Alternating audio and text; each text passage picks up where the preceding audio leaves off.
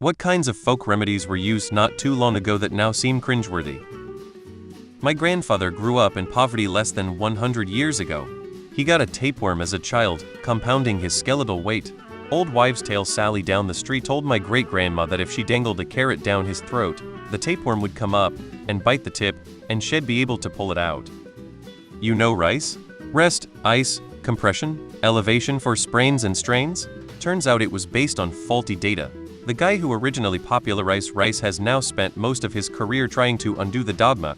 But there isn't a catchy phrase for you can use ice initially for initial pain relief, but then you should transition to gentle heat, do gentle stretching and movement exercise as soon as you're able. And don't elevate compress the injury in lieu of gentle exercise and movement, which will help more with healing. Ear candles. So freaking moronic. My grandma, who was 12 in 1930, whenever I was sick as a kid she would make homemade cough syrup, which included handful of elderberry, handful of blackberries, handful of blueberries or pawpaws if she had them, boiled with a you guessed it handful of peppermints, strained into a mason jar half full of moonshine. Can't remember coughing after drinking it, so I guess it worked, haha. People are still putting onions in their socks. Just because your feet made the onion rot does not mean fictitious toxins have left your body. Growing up in Florida, I was always told to go swim in the ocean if you have an open wound or cut. The salt water will cleanse and disinfect the wound.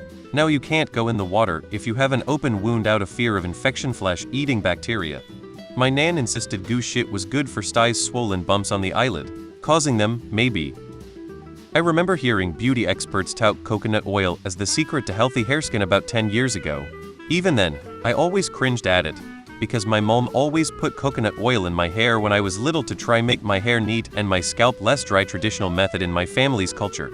Hated that because it stank and didn't do squat except make my hair feel gross. So I felt vindicated when dermatologists started advising against using coconut oil because it clogs your pores. Back when I was a kid in the 1970s, the old-timers in my neck of the Delmarva Peninsula would swear by using old, nearly white, completely dried out dog poop as a remedy for toothaches and cavities. Specifically, you would find the oldest, driest turd possible and pack a piece of that sucker into the cavity or affected area of the tooth. Even as a kid, that did not resonate with me, and to this day, I am proud to report that I've never had dog shit in my mouth. Did you know Dat Coke used to have Koshian? Is like one of the single most overshared pieces of trivia ever, but nobody talks about how 7-Up had medically significant amounts of lithium, and was advertised with that as a selling point until 1948. Appalachian here and mountain medicine is full of this stuff. For baby's colic you could administer a rolled-up spider's web for cough syrup. My mother would dissolve a Xmas-sized candy cane into bourbon. Oh wait, I still like that one. Update: when I woke up this morning, in no way was I expecting these comments to absolutely make my day. Plus, I am learning a LOT. Zoxo.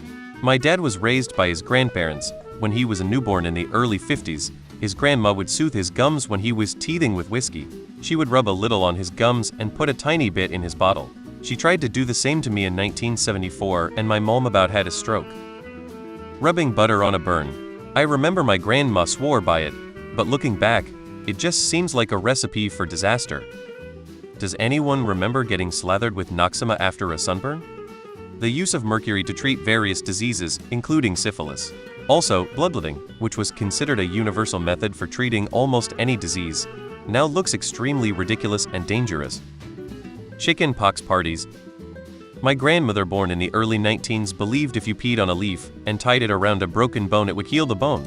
No, I don't understand how one would come to this conclusion either.